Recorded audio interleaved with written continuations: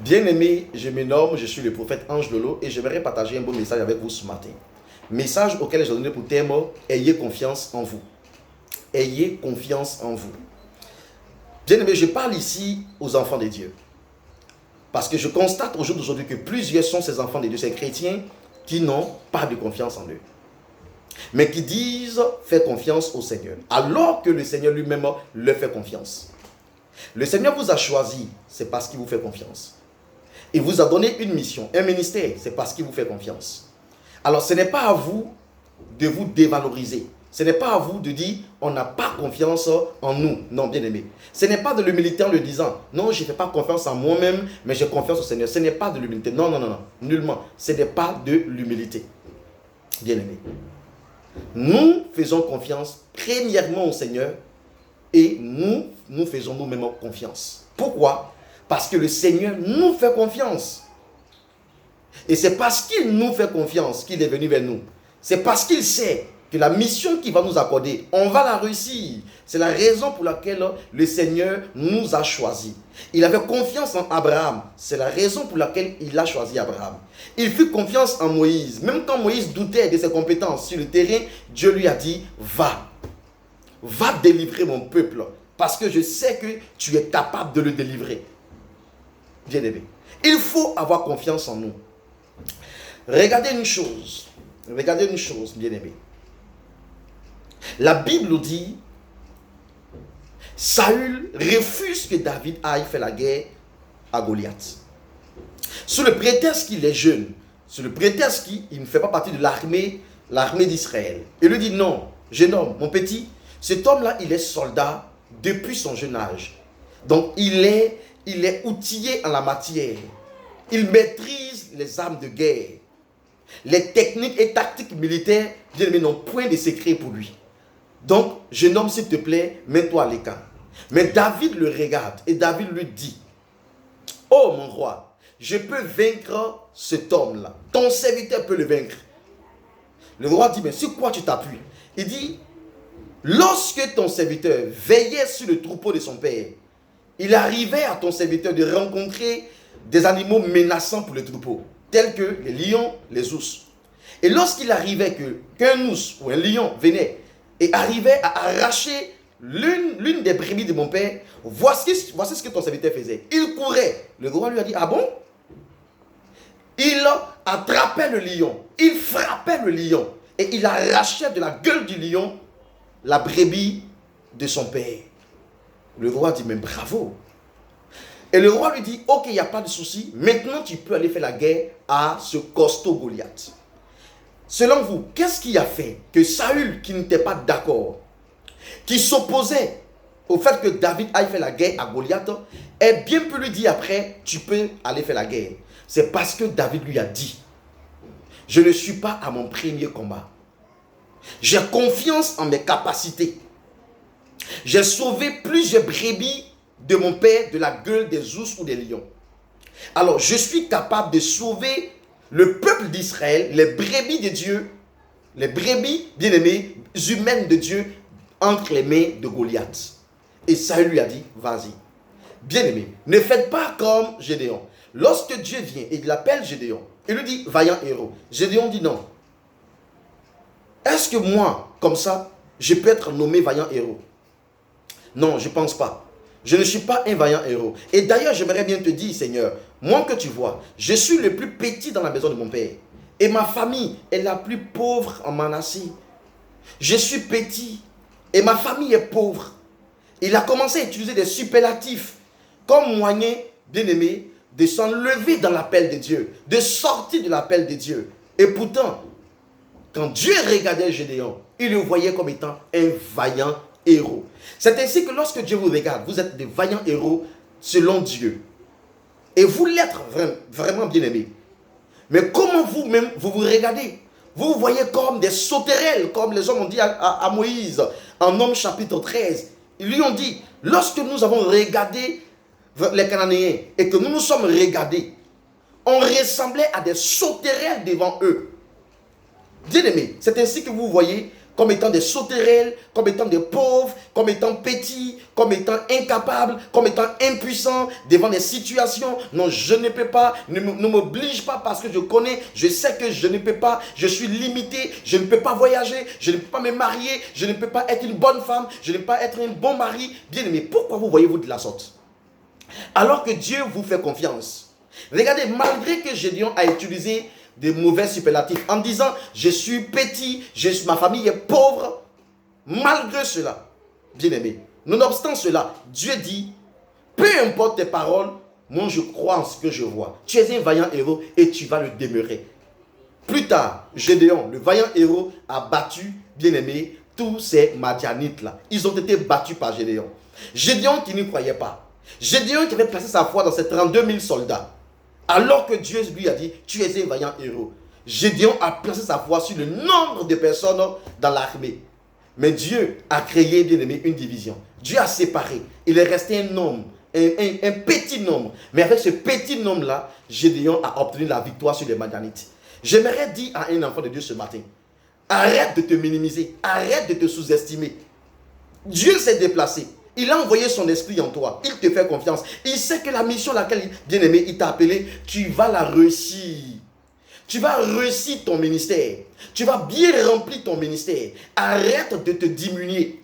Bien aimé, en élevant Dieu et en te diminuant, tu n'es pas humble. Ce n'est pas de l'humilité. Dieu veut que tu le lèves. Dieu veut que tu le glorifies. Mais en même temps que tu glorifies Dieu, sache que tu as la capacité. Tu as la capacité que Dieu te donne.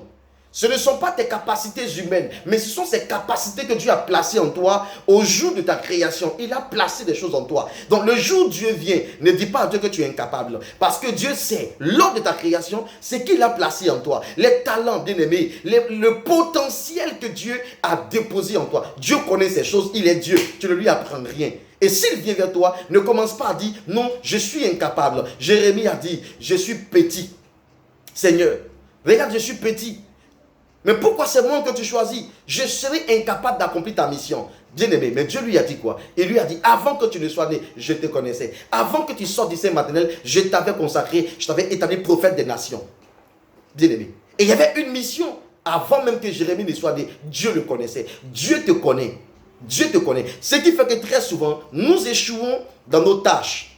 Que ce soit professionnel ou spirituel, le problème est que nous ne faisons pas confiance aux capacités que Dieu a déposées en nous. Nous aimons plus ce qui est extérieur. Nous aimons plus convoiter ce qui est chez l'autre. Et nous dégradons ce qui est placé en nous. Alors que certaines personnes nous voient et se disent, si je pouvais lui ressembler. Oh, alors que des gens cherchent à nous ressembler. Les gens nous prennent pour des modèles. Nous-mêmes, que pensons-nous de nous-mêmes? Oh, je suis incapable. Oh, je ne peux pas. Je n'ai pas cette capacité. J'aimerais te dire, bien-aimé, tu as la capacité. Pourquoi? Parce que Dieu qui vient vers toi sait déjà ce qu'il a déjà déposé en toi. Dieu ayant déposé une sorte de potentialité en toi, il vient plus tard te dire, viens me servir parce que je sais, je me suis investi déjà en toi. J'ai déposé quelque chose en toi, donc je viens te prendre pour me servir. Si tu échoues, le problème ce n'est pas les capacités de Dieu en toi. Le problème vient de la façon dont tu te traites toi-même et de la façon dont tu traites Dieu. Sinon Dieu sait ce qu'il a déposé en toi. Regardez une histoire. La Bible dit un jour, une femme, une veuve, est venue voir Élisée en lui disant, homme de Dieu, sauve-moi. Élisée lui dit, mais que se passe-t-il? Elle lui dit, mon mari de son vivant, c'était un fils de prophète. Certainement que tu le connais, homme de Dieu, vous le connaissez bien. Il vous a servi, c'était un fils de prophète. Et il est mort. Et avant de mourir, il devait à quelqu'un. Et il se trouve que le créancier est venu chez moi. Il est arrivé et il veut maintenant que je lui rembourse. Mais n'ayant rien pour lui rembourser, le créancier veut prendre mes enfants pour en faire ses esclaves. Oh, homme de Dieu, sauve-moi.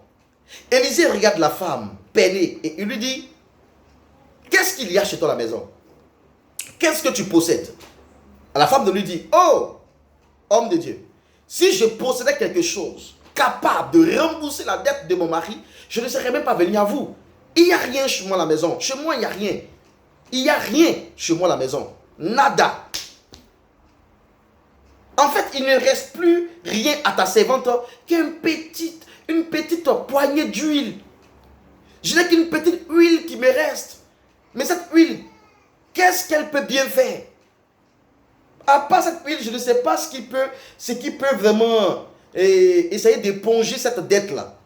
Et l'homme de lui dit, il n'y a pas de souci. L'huile que tu minimises là va être celle-là qui va éponger la dette de ton mari. Voilà ce que tu fais là. Prends des vases chez tes voisines, en grand nombre, une fois à la maison. Demande à ton enfant de donner les vases et toi tu les remplis d'huile. Donner les vases, toi tu les remplis d'huile. Et la Bible dit, c'est ainsi que la femme entre. Elle va accomplir les choses conformément à la parole de l'homme de Dieu. Et elle demande un vase à son enfant et il n'y a plus de vase. Pourquoi il n'y a plus de vase? Parce que l'huile, la petite huile, avait déjà, bien aimé, rempli tous les vases qui lui avaient été donnés par son enfant.